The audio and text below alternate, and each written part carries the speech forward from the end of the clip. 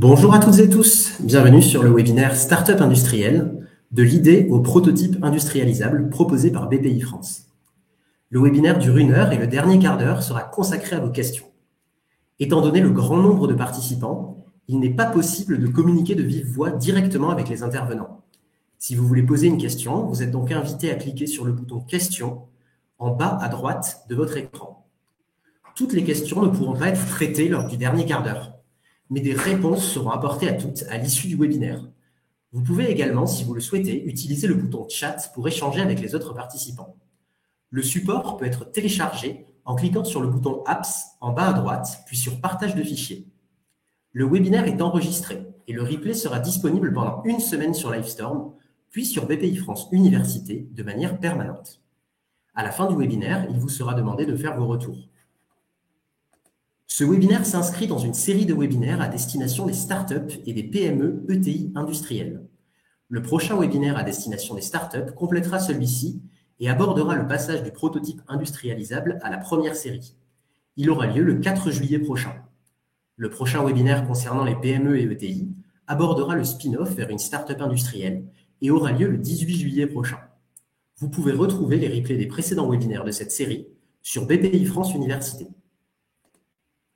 Pour ce webinaire, nous accueillerons tout d'abord Rémi Waïda, directeur d'innovation chez l'association FrenchPoc, qui accompagne des porteurs de projets pour les aider à dérisquer leur innovation en amont du dispositif Accendus, ainsi que Jean-Baptiste Yvon, VP Advanced Programs de EFI Automotive et directeur Accendus, l'accélérateur industriel qui accompagne les porteurs de projets innovants dans le développement et l'industrialisation de leurs produits. Pour la partie témoignage, nous accueillerons ensuite Fabien Rouquette, directeur industriel d'Exotech, une entreprise qui conçoit des solutions de logistique robotisée goods to person pour les entrepôts des plus grandes marques du monde. Le webinaire sera structuré en 4 parties. Dans la première, nous aborderons l'innovation industrielle avec FrenchPoc et Accendus, puis nous parlerons de dérisquage et de proof of concept. La parole sera ensuite passée à Fabien Rouquette pour son témoignage, puis nous prendrons 15 minutes pour répondre à vos questions. Et maintenant, je passe la parole à Jean-Baptiste Yvon. Bonjour à tous. Nous avons la chance de vous présenter la manière dont nous abordons l'innovation industrielle chez Accendus en partenariat avec la FrenchPoc, qui est une association que nous avons créée en amont d'Accendus. Et on va vous expliquer les réalisations que nous avons, sachant qu'Accendus a 9 ans d'existence, accélérateur industriel de start-up, et puis FrenchPoc a 5 ans d'existence. La présentation que l'on fait s'inscrit dans ces programmes BPI France et France 2030 qui poussent l'innovation industrielle, considérant que la réindustrialisation passe par l'innovation et que l'innovation est une source importante de compétitivité. Et c'est dans ce cadre-là que nous nous inscrivons dans toutes les actions que nous menons et que nous allons vous expliquer à partir de maintenant. Merci Jean-Baptiste pour cette introduction. Ravi d'être présent pour ce webinaire. Vous êtes très nombreux, donc c'est que c'est un sujet qui doit vous intéresser. Alors, au FrenchPoc et chez Accendus, donc on accompagne des startups industrielles depuis longtemps. L'innovation hardware, l'innovation industrielle est très à la mode en ce moment, et tant mieux. On est très content de cela. Mais si on voit cette image, on peut faire cette petite similitude. En fait, il y a beaucoup de gens qui bombent le torse comme ce petit canard qui est au-dessus de l'eau et qui montre qu'en fait, voilà, il y a de l'innovation et qu'elle est source d'avenir. Maintenant, quand on regarde les dessous, ce qu'on voit, ce petit canard, c'est qu'il pagaie pas mal pour pouvoir bomber le torse, c'est qu'en fait, l'expérience, le dessous de l'innovation industrielle, c'est que finalement, il y a quand même un fort besoin d'être accompagné. On voit que chez des grands groupes, il y a un temps de développement qui est assez long dans le développement de produits. Chez les startups, on se rend compte que parfois, il y a des bons storytelling, mais que le passage à la réalité et à l'industrialisation est assez compliqué. Et chez les PME, parfois, on a ce qu'on appelle le produit sur étagère, c'est-à-dire le produit qui ne rencontre pas son marché. Et donc, c'est dans cet objectif que on a conçu une méthodologie et un accompagnement, et c'est l'objectif de cette présentation. Donc, notre objectif, ce qu'on va vous présenter, c'est comment dérisquer son projet d'innovation, parce que effectivement, on n'aime pas trop mettre le mot risque avec l'innovation, mais c'est quand même la réalité. Une autre manière d'aborder ce sujet, c'est comment sécuriser les investissements dans l'innovation. Alors évidemment, sans être MacGyver ou Elon Musk ou tout ce qu'on veut. Et effectivement, le prototype est un outil extraordinaire pour sécuriser un produit d'innovation industrielle. Donc, c'est l'objectif de cette présentation, c'est de vous expliquer comment on passe d'une idée à un prototype fonctionnel pour sécuriser son projet. Si on prend la chronologie d'un projet d'innovation, si on va de l'idée jusqu'à la production, on a découpé notre accompagnement avec Accendus en 2 parties. On va dire qu'il y a une première partie qui va être plus une partie de dérisquage et une deuxième partie qui sera plus une partie d'accélération. Et donc, l'objectif, c'est de vous expliquer un petit peu la méthodologie pour circuler à travers ces différentes phases en étant accompagné et en mettant les dispositifs adéquats. Donc, le French POC est une association qui travaillons avec Accendus et nous sommes plutôt focalisés sur le dérisquage, ce que je vais vous présenter par la suite. Et après, l'accélération est faite par Accendus. Et je laisse la parole à Jean-Baptiste pour présenter. Oui, voilà, donc on voit bien la chronologie. Et effectivement, il y a vraiment une connexion parfaite entre l'amont et le dérisquage et ensuite l'accélération pour éviter soit de démarrer des projets et de mettre de l'argent sur des projets alors qu'on n'a pas vérifié l'ensemble des données d'entrée et donc on investit de l'argent pour rien. Et donc, Rémi vous expliquera la manière que l'on a de dérisquer ces projets. La semaine prochaine, il y aura une séance complètement axée sur l'accélération industrielle. Donc, on a la partie conception pour concevoir le produit bon du premier coup et le process du bon du premier coup. Entre une idée et une production série, il faut compter un investissement de 5 millions d'euros. Et dans les 5 millions d'euros, il y a à peu près 3 millions d'euros d'industrialisation en moyenne sur des produits hardware.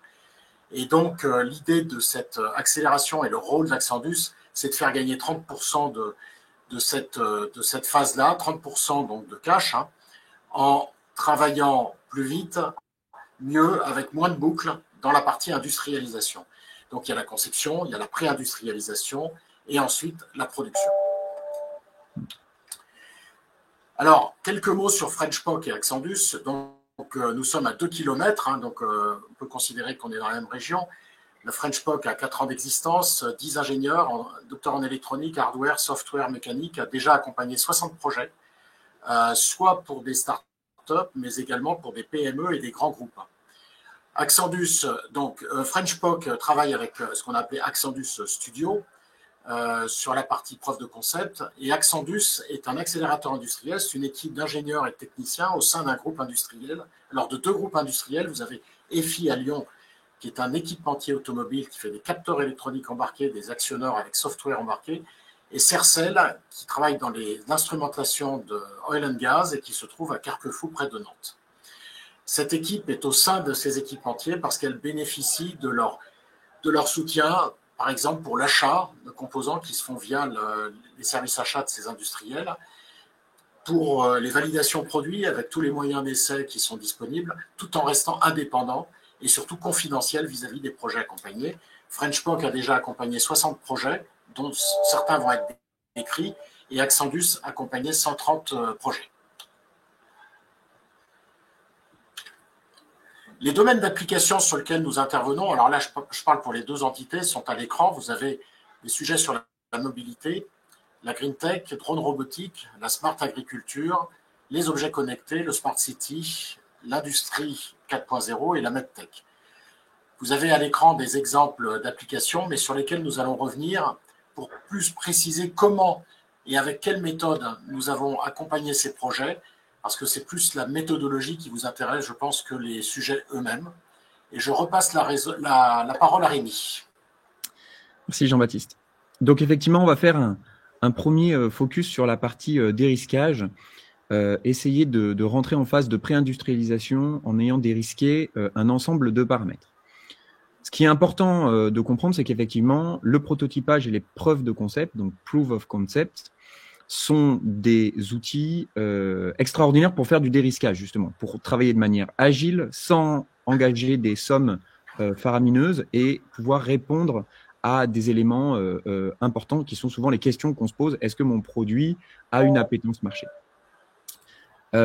Du coup, ce qui est important de comprendre dans cette notion de preuve de concept, c'est qu'aujourd'hui, dans l'innovation, le fait d'aller concrétiser son idée lorsque on est une start-up est quelque chose d'extrêmement important. Et surtout, elle fait appel à deux éléments. C'est le design thinking qui va faire appel aux méthodologies d'usage, d'observation, de créativité, et le design doing pour se mettre dans un enjeu de concrétisation et d'accès marché. Alors, ce qui est très important, c'est qu'il n'y a pas qu'un seul type de prototype. Je pense que c'est le message le plus important à faire passer ce matin, c'est que souvent on dit il faut faire un prototype. En fait, un prototype n'aura de réussite que si on a fixé quel est son objectif. Et donc, dans notre méthodologie de dérisquage, on fixe 3 objectifs, et notamment un premier objectif qui est souvent peu évoqué, qui est: est-ce que mon idée a un succès commercial? Est-ce que je peux trouver mes 10 premiers clients? Et ça, c'est la chose la plus importante à faire, c'est que souvent, on aborde l'innovation industrielle et les projets d'innovation industrielle par un prisme souvent de R&D et quelque chose de technique, ce qui peut vite coûter très cher, alors que finalement, la première question, c'est: est-ce qu'il y a une appétence marché? Est-ce que je peux trouver des premiers clients qui sont prêts à me l'acheter? Attention, on fait bien une différence entre acheter un produit et être intéressé par un produit. Donc, vous voyez que dans la méthodologie, on va passer de différents protos en différents protos, et surtout, vous voyez qu'à chaque fois, il y a des intersections qui permettent de continuer le projet ou de l'arrêter. Qu'est-ce qu'on veut dire dans dérisquage? On veut dire qu'une des très bonnes nouvelles, parfois, c'est de savoir arrêter un projet à temps avant d'avoir engagé les investissements. C'est une très très bonne nouvelle d'arrêter les projets. Il faut juste qu'elles soient arrêtées pour des raisons tangibles, et donc l'objectif, c'est que notre proto apporte ces raisons tangibles. Donc, pour rentrer très concrètement dans notre méthodologie, il y a 3 typologies de proto. Le premier, qui est le proto désirable, c'est un support de commerce pour aller séduire 10 premiers clients. On va revenir par la suite sur comment on conçoit ce premier prototype. Si on trouve des premiers clients, on peut passer à l'étape d'après. L'étape d'après est une étape où on va aller tester l'expérience et l'usage. On va placer des prototypes dans les mains de nos utilisateurs pour dérisquer son usage et définir un cahier des charges fonctionnel. Jean-Baptiste vous le redira, mais tout changement en phase d'industrialisation, de conception, engendre des frais très importants. Il faut que les choses soient figées bien en amont. Et enfin, si l'usage est validé et que les clients sont au rendez-vous dans les premiers, on peut commencer à rentrer dans des phases de dérisquage technique, de R&D, c'est-à-dire se mettre en mode freeze design et commencer à rentrer dans une phase de pré-industrialisation. Le premier proto, c'est le proto désirable. À quoi il sert? Il sert à venir identifier des business. Donc, on va faire quelque chose de fonctionnel. C'est quelque chose qui est à la croisée entre une maquette et un proto technique fonctionnel. Il a pour objectif, il y a beaucoup de gens qui parlent de MVP, Minimum Valuable Product. Bon, ben voilà, nous, on préfère les MDP, les Maximum Desirable Product, parce que l'objectif, c'est vraiment de pouvoir concevoir un prototype qui soit le meilleur support commercial. Ça permet en fait de pouvoir aller concrètement faire des rendez-vous, de trouver des premières cibles et voilà, d'accompagner des porteurs de projets dans leur démarchage commercial. Donc, ici, vous voyez un porteur de projet qui a, donc c'est l'Uniwave, une startup qu'on a accompagnée, qui a pu aller au CES et présenter son innovation. Et donc, très concrètement, elle a pu faire des rendez-vous commerciaux avec Accor Hotel, Disney et d'autres éléments comme ça qui ont pu dérisquer le projet. Ce qui est très important à comprendre, c'est que quand on parle de désirabilité, un des outils qu'on utilise souvent, c'est un outil utilisé dans des agences de design assez classiques dans le design, que nous, on a emprunté dans le domaine technique. C'est ce qu'on appelle structure, fonction, symbole. Donc là, c'est quelque chose qu'on utilise dans la méthodologie, c'est-à-dire comment mon prototype est structurellement conçu, très bien, quelle est sa fonction, quelle est sa raison d'être, très bien, mais quelle est sa symbolique? Et ça, c'est très important, sa symbolique, c'est-à-dire comment le produit communique par lui-même sans qu'il y ait quelqu'un qui fasse une explication. Donc, vous voyez quelques petits exemples de 3 startups qu'on a accompagnées. En haut à gauche, c'est Meropi, un robot agricole. Donc, vous voyez au-dessus quelque chose qui a été conçu par eux-mêmes et après notre intervention, ce qui est en dessous. Donc, vous voyez, on met vraiment quelque chose dans la désirabilité, dans le design. En haut à droite, vous avez une startup qui est dans le vrac. Donc, la première image en haut, c'est quelque chose de brut que le client a dans son prototype. Et une fois que nous, on intervient, on fait quelque chose, encore une fois, où on apporte une touche de design. Et Rémi, tu peux peut-être citer l'exemple sur ce produit-là, que vous avez pris ce proto désirable qui n'a pas coûté très cher et vous avez été voir le patron de ce grand magasin, enfin de cette chaîne de magasins qui vous a demandé d'installer ces produits dans ces magasins, que ça permet de compter le vrac oui, au moment exactement. Ouais, pour le vrac, typiquement, en fait, la pire des choses, c'est quand on va voir quelqu'un et qu'on n'a pas l'impression d'avoir un produit fini, les clients vous disent revenez nous voir quand vous serez prêt. Ça, c'est la pire des réponses parce qu'ils sont intéressés, mais ils n'ont pas signé complètement les éléments. Donc voilà, ce démonstrateur que vous voyez en haut à droite, qui est un démonstrateur de vrac, a été présenté et a gagné un concours Carrefour et a été présenté au directeur de Carrefour qui va placer dans un rayon grandeur nature ce prototype, alors qu'il ne l'était pas dans la première version parce qu'il n'avait pas une notion de produit fini. Donc encore une fois, quand on fait un proto désirable, vous voyez là le plastique, il n'est pas obligé d'être tout de suite comestible. On n'est pas dans une fonctionnalité d'usage terrain, mais en tout cas, elle permet vraiment de dérisquer l'appétence marché et la désirabilité du sujet. Ça, donc, c'est la première étape. Encore une fois, à la fin de cette première étape, si les résultats ne sont pas concluants sur la désirabilité, on s'autorise à arrêter le projet. Si on trouve des premiers clients et des personnes intéressées pour pouvoir être des bêta-testeurs, on peut passer à l'étape d'après. L'étape d'après, c'est le test d'usage et l'expérience client. Donc là, c'est très, très important de faire des prototypes qui sont cette fois-ci un peu plus robustes. Pourquoi ? Parce qu'en fait, le premier, on le garde et c'est nous qui en avons le contrôle. Là, on va le mettre dans les mains d'utilisateurs. Donc, c'est un petit peu cette fameuse image que j'aime bien employer, c'est qu'on conçoit des tas de choses de manière théorique et puis une fois qu'on le place dans la vraie vie, les gens, ils l'utilisent pas du tout comme on l'avait prévu. Et ça, c'est la réalité. Il faut l'anticiper le plus possible, notamment sur des notions de où est-ce qu'on va placer les boutons, l'interface utilisateur, tout ce genre de choses. Donc là, on fait un prototype fonctionnel qui sera placé sur le terrain et on va aller observer l'utilisateur. Un autre élément très, très important à prendre en compte, éviter dans les sujets d'innovation industrielle de faire beaucoup de questionnaires. Il est très compliqué pour des utilisateurs de rationaliser des choses qui font de manière innée et intuitive. La clé, c'est vraiment l'observation. Vous placez les produits, vous donnez très peu d'éléments et vous voyez de manière spontanée comment les gens l'utilisent. Le côté intuitif est quelque chose de très important dans l'interface utilisateur. Donc, vraiment, éviter les questionnaires ou ce genre de choses qui sont intéressants, mais ne passez pas à côté des observations. C'est vraiment là qu'on trouve tous les éléments indispensables à faire. Donc, quelques exemples concrets, voilà. Par exemple, on a travaillé avec des gens qui font des moteurs de volets de piscine. Vous voyez, à gauche, on a une interface qui est très technique, qui est très techno-centrée. C'est souvent quand on fait beaucoup de R&D, on a des choses qui sont très centrées sur la fonctionnalité et on oublie quelque chose, c'est qui va utiliser et comment on fait d'empathie avec mon utilisateur. Et donc, il y a quelque chose qu'on utilise parfois ici qu'on appelle la simplexité, c'est-à-dire comment rendre des choses très complexes, très simples dans son usage. Et donc, vous voyez l'interface qu'on va faire, et ça, c'est par l'observation qu'on a pu la détecter, c'est comment on peut faire une interface simple avec finalement très peu de boutons et qui doit fonctionner. Vous prenez votre application Waze, vous avez juste une indication à marquer, où est-ce que je veux aller ? Et la complexité a été gérée par l'interface. Donc voilà, et à droite, vous voyez, c'est l'application, on a travaillé pour Rossignol sur des skis, qui sont des skis connectés. Et donc, on a fait de l'observation d'usage. Et effectivement, d'un côté, on a quelque chose qui donne des statistiques sur sa descente et sur ses performances de ski. De l'autre côté, on va être sur une approche humaine dans laquelle qu'est-ce qu'on veut avoir, notre piste, notre performance et le plaisir de skier et d'avoir de la performance sur les indications. Donc voilà des évolutions concrètes de projets qui sont venus au French POC.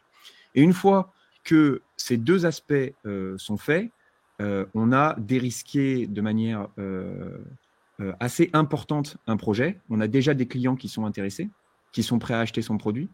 On a testé l'usage de manière concrète sur le terrain et on a fait des retours d'expérience. Et donc, on peut rentrer dans une dernière phase qui est l'aspect technique R&D. Donc, si je résume, hein, il faut faire avancer le commerce, il faut faire avancer le design et l'usage, et pour finir, il faut faire avancer la R&D, ce qui est souvent évoqué un peu partout.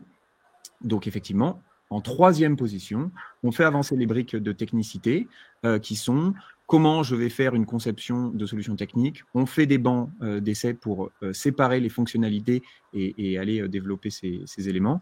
Et on peut commencer à rentrer dans une phase de pré-industrialisation en ayant des briques techniques validées et un design freeze de sa solution.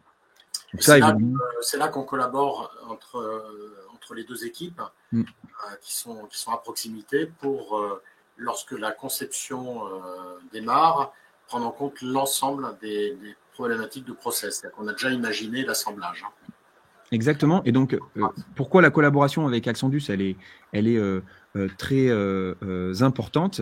Parce qu'en fait, dès le prototype désirable, au tout début, au moment où on va vraiment analyser la solution et comment on va la matérialiser, on va mettre une vision industrielle de la conception. Et donc, en fait, on fera des choix éclairés en se disant, cette brique, si on la conçoit dès le départ avec les règles d'industrialisation, des règles de courbure d'un moule, les règles d'approvisionnement des composants semi-conducteurs, on peut faire des choix éclairés. Alors, parfois, on ne considérera pas la demande parce qu'elle a un coût de développement trop important. Parfois, on l'intégrera dès le départ. Ce qui fait qu'en fait, tout au long de l'accompagnement, on est sur un accompagnement qu'on pourrait évoquer de seamless en anglais, c'est-à-dire sans couture. Il n'y a pas de phase où à un moment on se dit mais pourquoi vous avez fait ça en amont? Ça n'a aucun sens, il faut tout reprendre. En fait, il y a une vision d'accompagnement qui est faite de manière globale où la vision industrielle est prise dès le début, même si on s'autorise à ne pas la prendre en compte pour des raisons de budget et pour des raisons de données qu'on cherche à dérisquer sur le moment donné. Et c'est ça qui permet de faire un accompagnement où on vient faire un investissement le juste nécessaire par rapport à la question qu'on se pose, qui nous permet d'avancer étape par étape en dérisquant son projet. Après le prototype technique, justement, on peut rentrer dans une phase de passage à l'échelle industrielle. Donc, je laisse Jean-Baptiste présenter. Oui, disons qu'après, on a une offre à tiroir qui permet pour l'équipe de l'entreprise innovante de la start-up de choisir où est-ce qu'elle a des besoins, parce que souvent, une équipe start-up a des compétences et elle a souvent des trous dans la raquette, comme on dit, et c'est sur ces sujets-là qu'un accompagnement est très pertinent. Donc, ça peut aller de l'analyse fonctionnelle, l'optimisation de la conception. On a une fonction achat très importante chez Axendus qui permet de vous accompagner très vite sur le chiffrage du produit. Bon, comme je vous disais, on vient de l'automobile, donc on a tous des réflexes automobiles à la fois de qualité, de chiffrage et de réduction de coûts. Ensuite, on aide dans la réalisation des vrais prototypes qui vont faire l'objet de validation pour valider que le produit répond au cahier des charges qu'on s'est fixé. Et puis ensuite, vous avez toute la fabrication pré-série et le passage à l'échelle, où on va parler de diagnostic industriel, de vérifier ce que l'on fait chez nous et ce que l'on veut faire à l'extérieur, quels sont nos partenaires clés, quels sont nos fournisseurs clés, avec qui on a des accords, et on aide à mettre en place toute cette structure qui définit en fait quelle est la valeur que je veux garder chez moi et celle que je suis prêt à sous-traiter. C'est toi qui as la main, Rémi, je pense, pour la suite. Oui, très bien. Donc, voilà, donc le business... excuse-moi, c'est toi qui avais la main sur la diapo. Le business model d'Axendus, c'est ça, c'est de la co-industrialisation. C'est de l'achat et du sourcing de composants avec la force de frappe d'une ETI, donc soit EFI, soit Cercel à Nantes. La mise à disposition de tous les moyens industriels et tous les moyens de test, ça c'est considérable. Quand vous venez chez nous, on peut vous montrer des machines sur des machines équivalentes. Vous pouvez voir des process équivalents. On peut s'inspirer d'un certain nombre de process pour mieux vous aider à imager ce que sera l'industrialisation du produit. Par contrat, tout ce que l'on fait vous appartient. Il y a vraiment une frontière étanche entre nos nos ETI qui nous hébergent et Axandus, qui est une filiale, qui est une structure autonome. Et bien sûr, on a une offre à tiroir et un accompagnement sur mesure qui inclut maintenant l'éco-conception. Je vous propose au prochain webinaire du 4 juillet de vous présenter ça plus en détail avec des exemples bien précis. Donc évidemment, on a tout un réseau de partenaires. Alors évidemment, c'est plein de logos, mais depuis 8 ans d'accompagnement, il y a tout un réseau, tout un écosystème, ce qui permet en fait à nos deux structures de servir un peu de guichet unique et de vous permettre de bénéficier de tout cet écosystème, parce que évidemment, on l'a pas abordé parce que c'est moins notre vocation, mais il y a tout un aspect de financement qui gravite autour de l'innovation industrielle. Donc, pas mal de personnes qu'on connaît et qui permettent d'accompagner, dont justement BPI. Tout ce qui va être un écosystème sur la mise en relation aussi d'accès avec des grands groupes qui vous permettront d'avoir des accès marchés, de faire des partenariats, de pouvoir bénéficier de moyens. Et donc voilà, il y a tout cet écosystème. Peut-être Jean-Baptiste, tu veux aussi évoquer… Oui, complètement. Donc on a un partenariat avec Dynergy sur le financement de l'innovation parce qu'on a des connexions qui sont excellentes et on a de leur part un support très rapide et très efficace quand il s'agit de dire ce projet-là, comment je peux le financer, avec quel outil.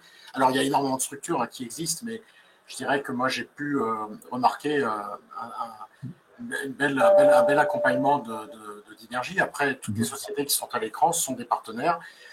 Nous travaillons aussi avec les constructeurs pour les aider à dérisquer des projets d'innovation avec des grandes entreprises.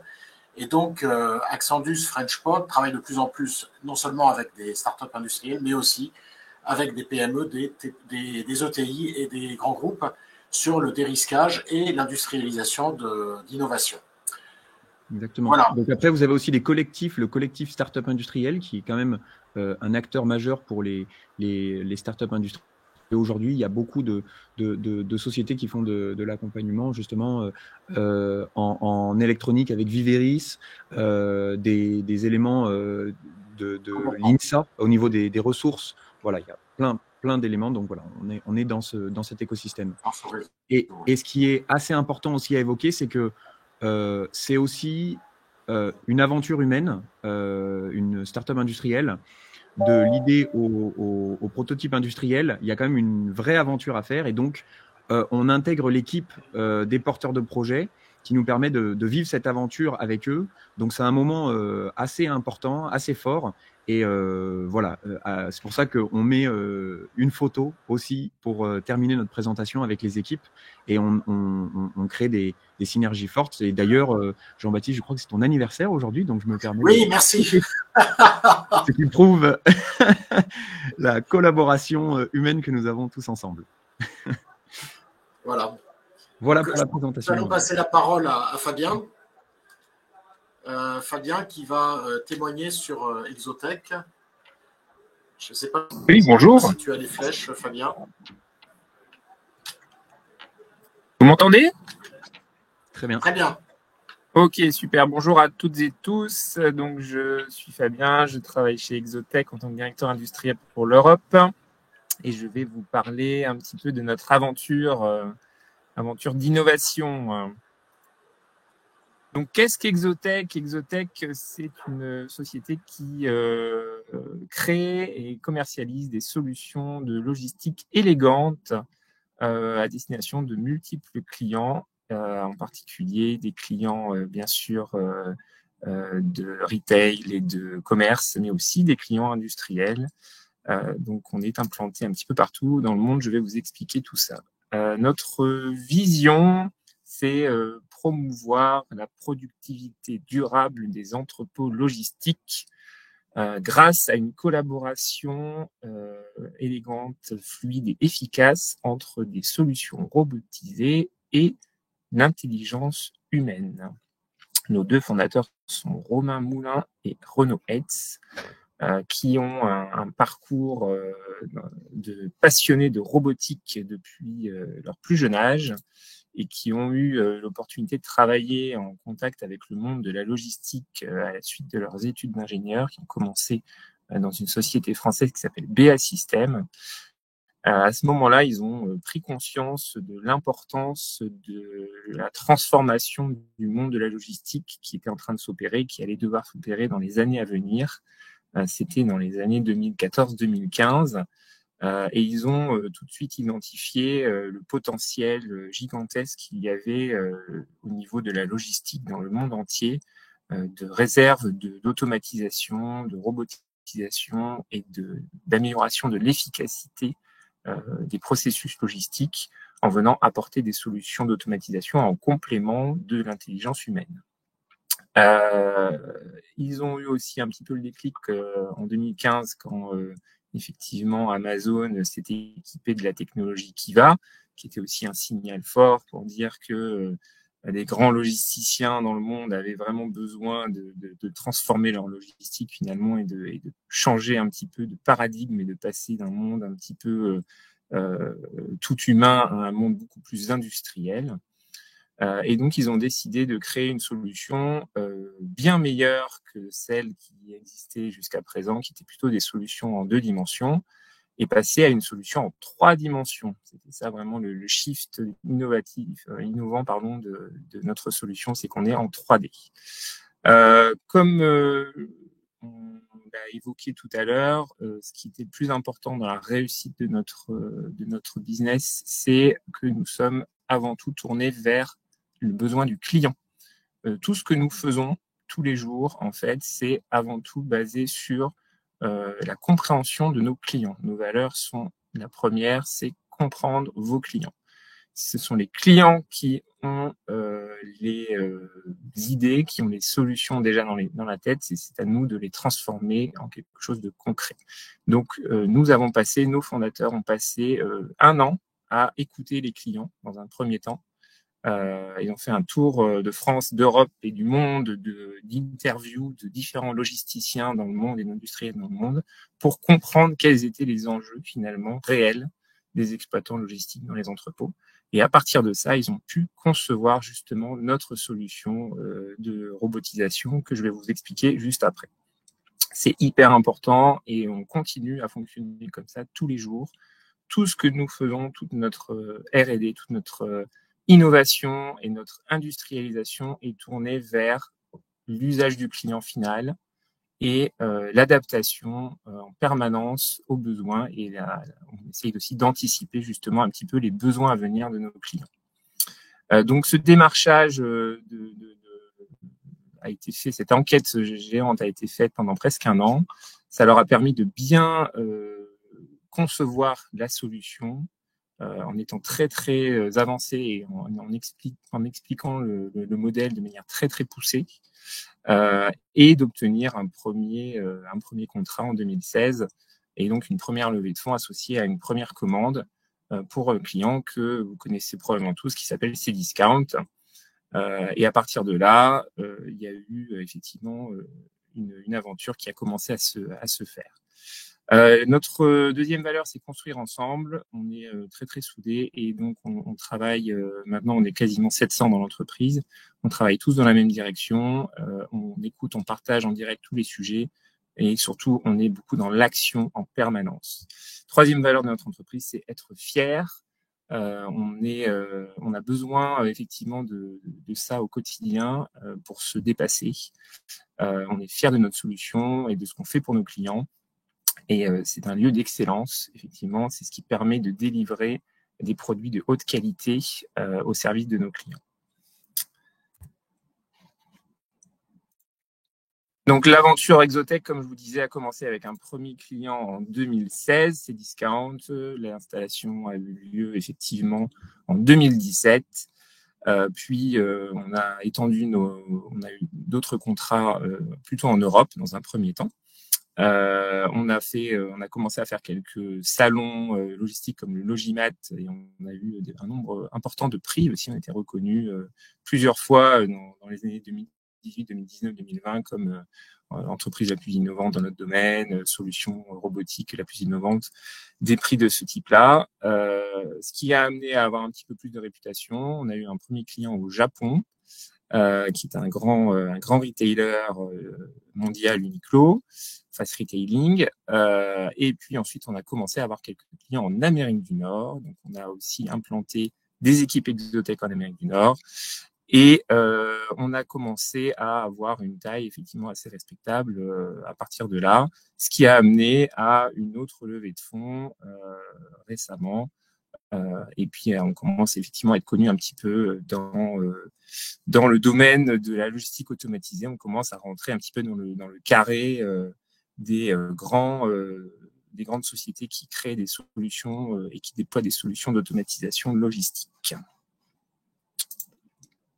Donc, notre empreinte actuellement, nous travaillons avec des intégrateurs. On ne travaille pas que en direct. C'est important de travailler aussi avec des intégrateurs. Partout dans le monde, comme vous pouvez le voir sur cette slide, beaucoup en Europe, beaucoup en Amérique du Nord et au Japon, et on continue à s'étendre un petit peu partout ailleurs. Voilà, donc ça, je vais aller assez vite. Notre solution, pourquoi est-ce que notre solution est innovante et pourquoi est-ce qu'elle est très adaptée aux besoins des clients?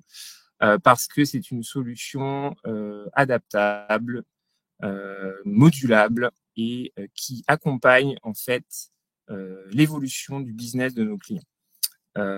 Notre solution est composée de robots qui sont des Skypods, qui sont des robots autonomes qui se déplacent dans toutes les directions, individuellement les uns des autres, d'un système de rack et de back complètement conçu sur mesure par rapport aux besoins du client, de systèmes de stations de travail qui font l'interface avec les êtres humains, de systèmes de convoyage, des systèmes d'entrée et sortie, et aussi de systèmes périphériques de picking comme des robots de picking qu'on appelle les sky pickers.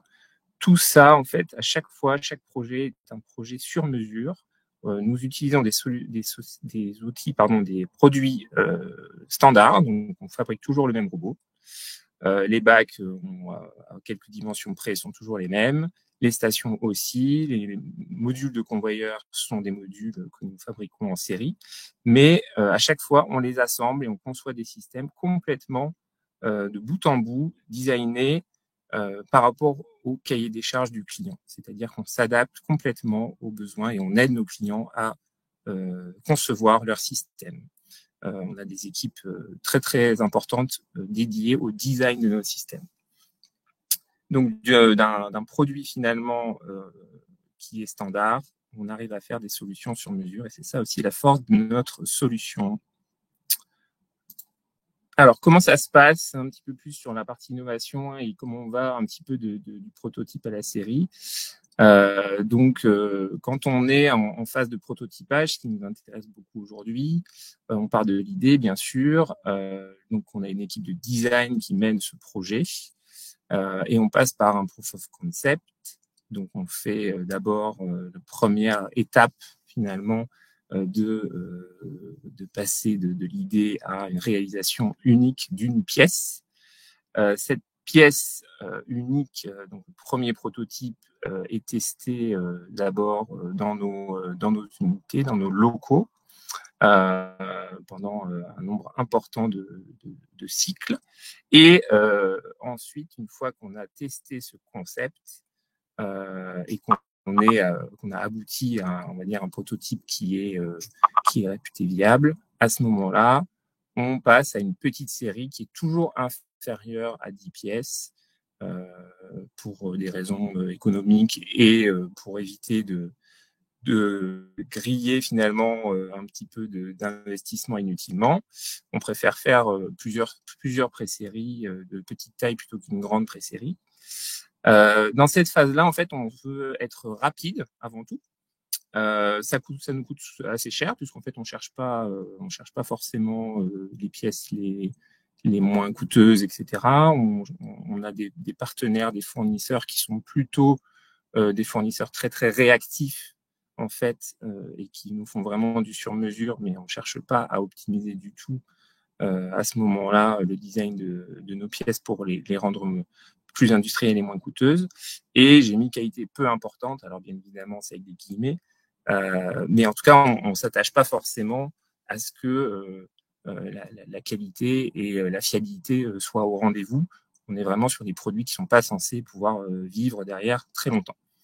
Au passage, d'ailleurs, on traite rarement ça complètement dans nos systèmes informatiques, dans notre ERP, puisqu'on passe souvent par des phases un petit peu à côté des fournisseurs qui sont pas forcément référencés, des choses comme ça. Ça, c'est vraiment la phase initiale. Et ensuite, comment on passe à la pré-série? Là, on a en fait des équipes qu'on appelle build, qui sont les équipes industrielles, qui travaillent avec design pour transformer ce prototype et ces premières pièces en un produit qui soit industriellement fabricable. Donc, ce qu'il faut savoir, c'est qu'on construit nous-mêmes quasiment tout ce qu'on commercialise. Et donc, on doit vraiment maîtriser, et on veut vraiment maîtriser la qualité, les coûts, la répétabilité de l'assemblage.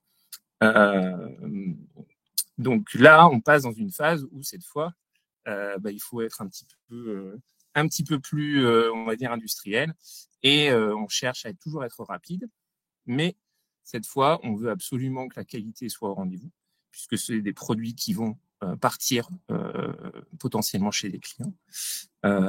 Et donc là, on s'attache à valider la montabilité, la répétabilité industrielle, la garantie de la qualité et de la fiabilité des produits. Voilà. Et ensuite, la phase suivante, c'est de passer à la série, vraiment. Et là, passer à la série, c'est encore une autre échelle. Il peut se passer un petit peu de temps entre les deux. On peut aussi être amené à changer de fournisseur pour certains types de pièces, puisqu'on a des fournisseurs qui savent, avec certaines technologies, notamment sur le plastique, qui sont différentes.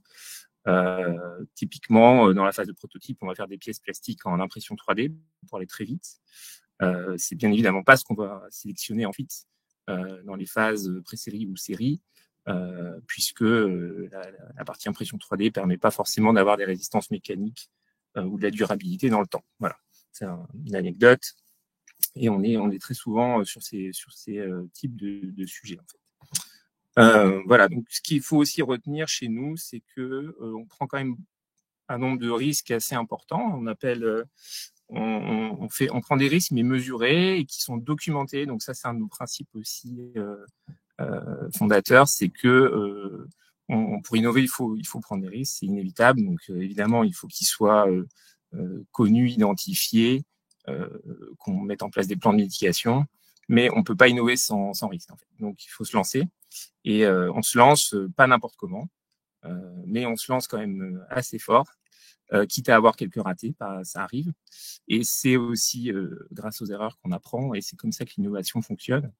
Donc on ne s'interdit pas de prendre des risques et de mettre les moyens qu'il faut derrière, en fait, pour récupérer les produits, pour les rétrofiter assez rapidement dans la vie de certains produits. On a été amené à faire des rétrofits majeurs parce que on savait qu'on partait sur une technologie ou sur des pièces dans une certaine matière, et qu'on avait potentiellement des doutes sur le fait que ça pourrait durer 4, 5, 6 ans. Donc ça nous est arrivé déjà effectivement de rattraper comme ça, et ça avait été identifié finalement, mais pour permettre d'aller vite et de répondre aux besoins des clients, on préfère avancer très fort et ensuite mettre ce qu'il faut en place pour améliorer nos produits. Donc on a en fait un nombre de versions quand même assez fort. On fait plusieurs versions pour un même robot finalement. On était amené à faire déjà de nombreuses versions de ce robot qui à chaque fois améliorent des propriétés mécaniques, des comportements. Et je vous parle même pas de la partie logicielle derrière tout ça, qui est énorme puisque tous nos logiciels sont faits maison. Donc la partie software évidemment est en permanence aussi en train d'évoluer. Voilà, un autre exemple que je peux vous citer sur les petites difficultés qu'on peut avoir dans les phases de prototypage et de passage plutôt du prototype à la pré-série, c'est sur la montabilité des produits, l'ordre notamment, et l'accessibilité qu'on peut avoir quand on commence à fabriquer des bâtis, des châssis, des choses comme ça, et qu'il faut aller mettre des capteurs à l'intérieur ou tendre des courroies, etc. Et bien sur un dessin en 3D sur SolidWorks ou CATIA, c'est très beau, ça paraît très joli, mais en vrai, c'est pas toujours simple à faire. Et donc là, effectivement, il y a une phase très importante de ce qu'on appelle le slow build chez nous, où on assemble les premiers prototypes ensemble, les équipes de design et les équipes industrielles, pour identifier justement tout ce qu'on peut pas forcément voir quand on est sur un 3D finalement sur un écran. Et c'est là que la vraie vie prend le relais sur l'idée. Et ça nous amène quand même à des fois des reconceptions assez majeures, parce que ça peut venir perturber fortement l'efficacité de manufacturing finalement chez nous, au détriment des coûts et de la rentabilité. Donc dans ces cas-là, on peut pas laisser passer ça, et on est effectivement obligé de redesigner un petit peu nos produits entre la phase de prototype et la phase de série. Ça peut nous arriver de repartir un peu en arrière sur certains concepts ou certaines solutions techniques qui avaient été pré-identifiées. Et si on n'a pas le temps de le faire parce qu'on a un projet à livrer pour le client, on fait le projet, on livre les produits tels quels, et on imagine tout de suite une version 2 pour les futurs projets clients, où on viendra effectivement changer le design. Donc c'est assez fréquent chez nous, quand on lance un produit, d'avoir une version 1 qui est pour un client, un projet qu'on a vendu. Et puis le projet suivant, c'est souvent une version 2, puisque la version 1, ça a été un peu la version alpha finalement du produit. Voilà, je ne sais pas si au niveau timing… Si, c'est parfait. Merci beaucoup Fabien, merci beaucoup Rémi et Jean-Baptiste. Avant de passer à la partie questions-réponses, je vais rapidement lancer un sondage. À quel moment de votre projet trouvez-vous le plus pertinent d'être accompagné? Et logiquement, vous devriez pouvoir répondre au sondage via la partie sondage située en bas à droite de votre écran.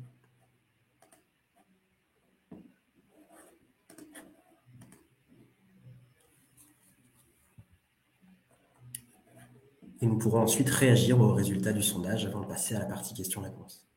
Mais je vois que Jean-Baptiste a répondu à une partie des questions directement dans la partie questions. Donc, n'hésitez pas à consulter ses réponses.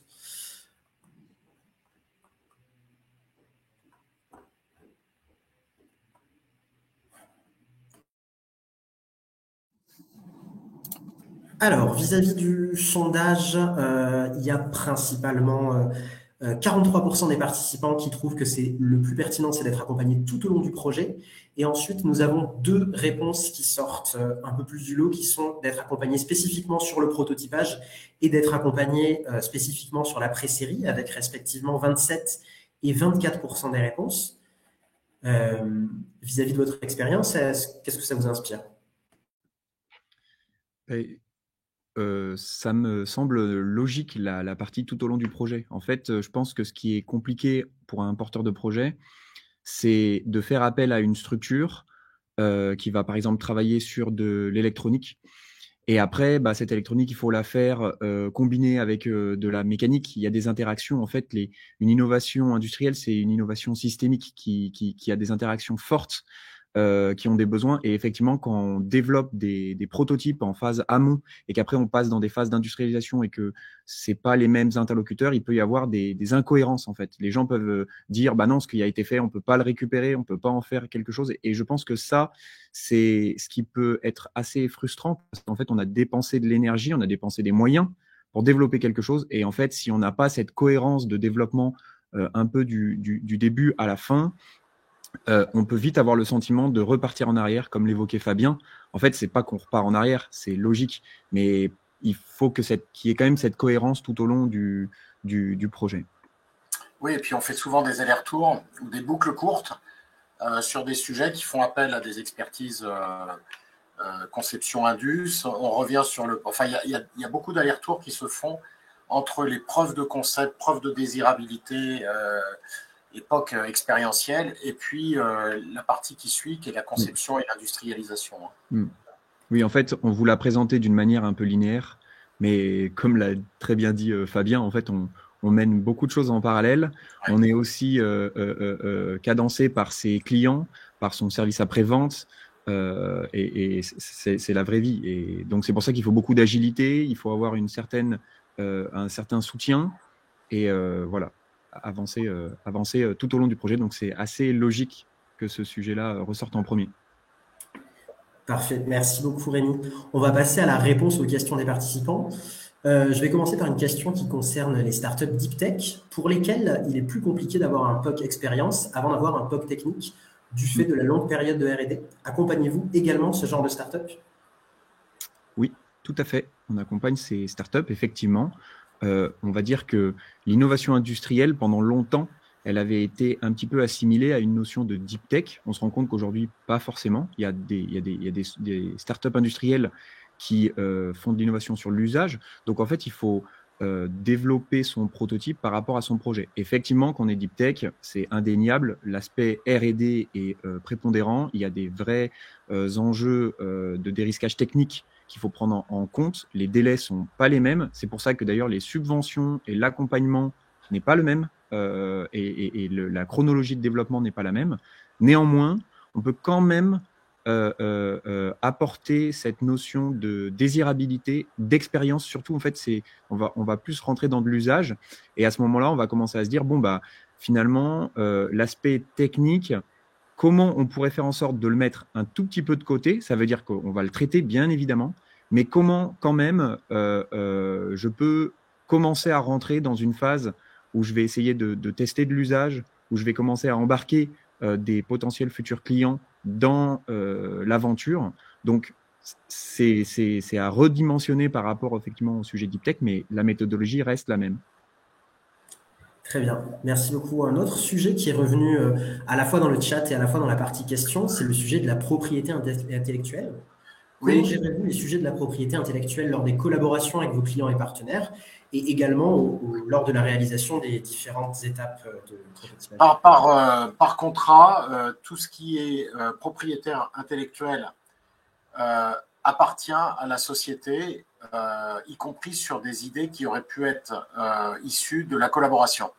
Donc ça, c'est justement pour éviter tout risque ou toute crainte. On a un contrat non seulement de confidentialité, mais qui spécifie que la propriété intellectuelle appartient à la société avec qui on travaille. Donc, en résumé, on donne tout. Très bien. Une question qui s'adresse plus spécifiquement à Fabien, pour le coup. Vis-à-vis d'Exotech, comment les fondateurs ont-ils lancé la première partie de l'aventure? Études du marché, POC, salaire, etc. Alors, donc le début de l'aventure, ça a été, comme j'ai expliqué, en fait, le tour de France, d'Europe et du monde là, des potentiels clients pour identifier vraiment comment répondre mieux aux enjeux de la logistique moderne, du e-commerce notamment, mais aussi de manière générale pour toute l'industrie. Ça, c'était vraiment le point fort, c'était ce sondage géant finalement qu'ils ont fait pour comprendre, se mettre dans les bottes des directeurs logistiques et ensuite ça a été de construire ce concept de robot en fait Skypod qui se déplace en 3 dimensions et qui est complètement flexible puisqu'on peut en fait passer de 10 à 15 à 150 robots si on le souhaite très facilement avec nos systèmes et de trouver les premiers clients. Donc le premier client, comme je l'ai dit, c'était Cdiscount qui a cru dans la solution et qui a décidé de passer une première commande vraiment. Et donc là, ce qui a été assez fort, c'est que Romain et Renaud ont dit on fera pas de POC en fait, on fera vraiment un vrai projet. C'est-à-dire qu'on va aller au bout alors qu'ils n'avaient jamais construit de système encore. Et donc ils ont vendu un projet en disant en un an et demi maximum, vous aurez votre système Skypod dans votre entrepôt du côté de Bordeaux chez Cdiscount. Et c'est là où ça a été effectivement un risque très important pris. Mais ils avaient confiance dans leur solution et ils ont recruté une équipe tout de suite pour réussir ça en fait. Voilà. Ok, très bien. Merci beaucoup. Alors, une autre question. Dans les 3 POC, est-ce que globalement tous les projets respectent ce schéma ou est-ce que parfois les 3 étapes sont fusionnées les unes aux autres en fonction de la complexité technique? Je crois bien que Rémi avait commencé à aborder le sujet. Oui, tout à fait. Non, effectivement, encore une fois, en fonction de l'état d'avancement du porteur de projet, de ce qu'il cherche à dérisquer, on va mettre de la désirabilité, on va faire de l'usage, on va faire de la technicité.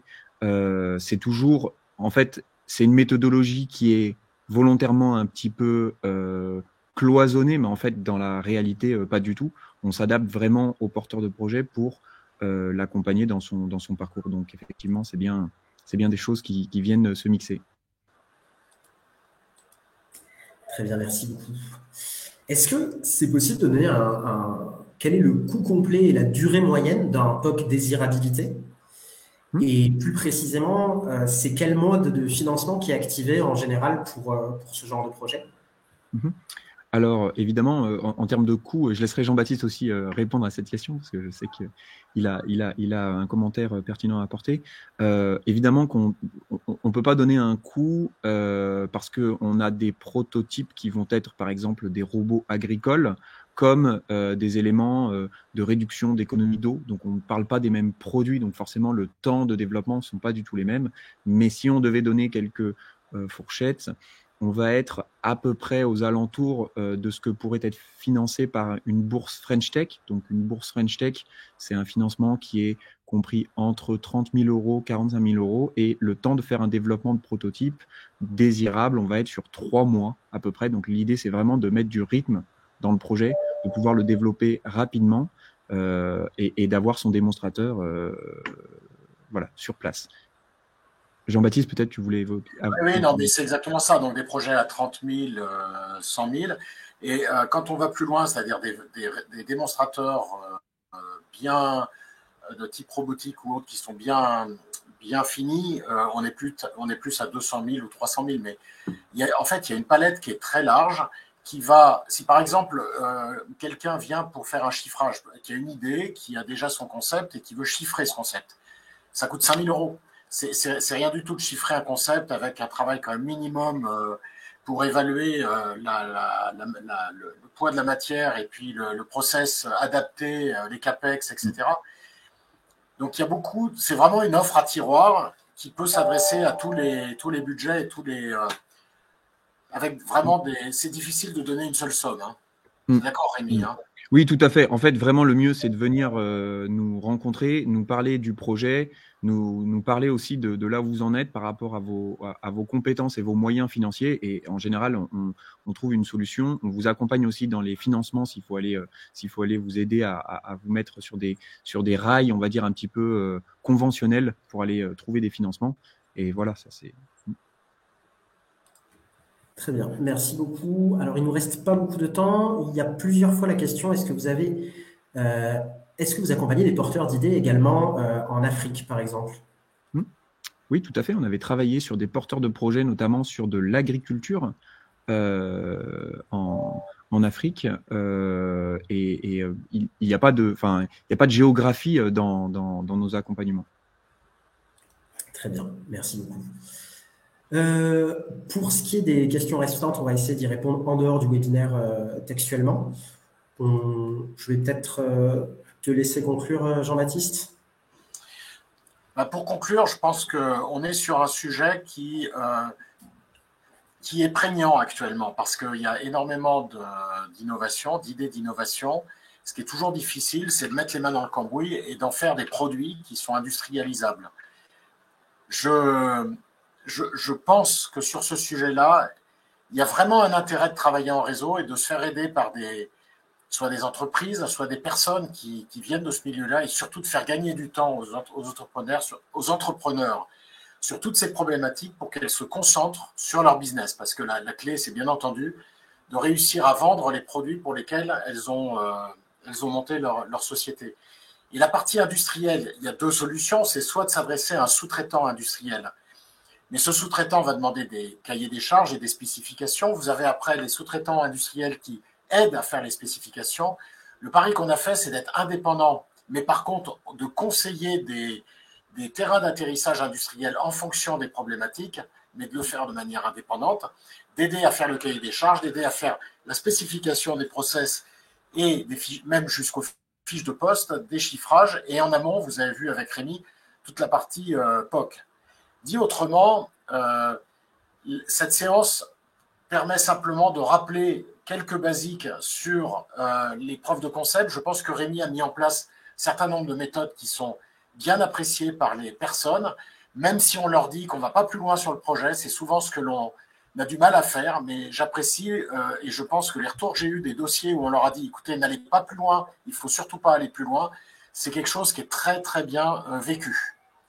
Voilà, avant de mettre de l'argent, puisque derrière, ça commence sur des produits hardware, on peut mettre facilement beaucoup d'argent pour développer un produit. Il faut vraiment s'assurer que le marché est là. Voilà. Et d'ailleurs, il y avait une petite question. Le taux de conversion, grosso modo, des porteurs de projets qu'on accompagne, il est à peu près de 60%, 70% dans la suite, parce qu'en fait, on fait pas que juste un prototype, on booste le projet.